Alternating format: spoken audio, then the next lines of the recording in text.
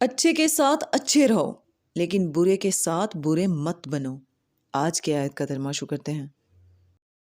پناہ مانگتی ہوں اللہ کی شیطان مردود سے۔ شروع اللہ کا نام لے کر جو بڑا مہربان نہایت رحم والا ہے۔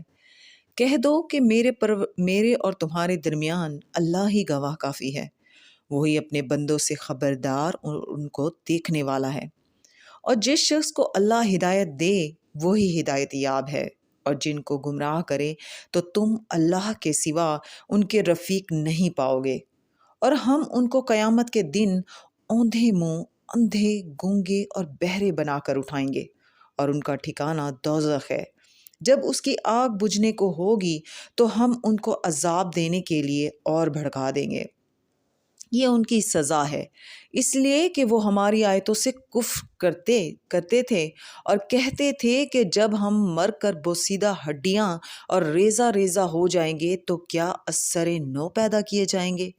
کیا انہوں نے نہیں دیکھا کہ اللہ جس نے آسمانوں اور زمین کو پیدا کیا ہے اس بات پر قادر ہے کہ ان جیسے لوگ پیدا کر دے، اور اس نے ان کے لیے ایک وقت مقرر کر دیا ہے جس میں کچھ بھی شک نہیں، تو ظالموں نے انکار کرنے کے سوا اسے قبول نہ کیا۔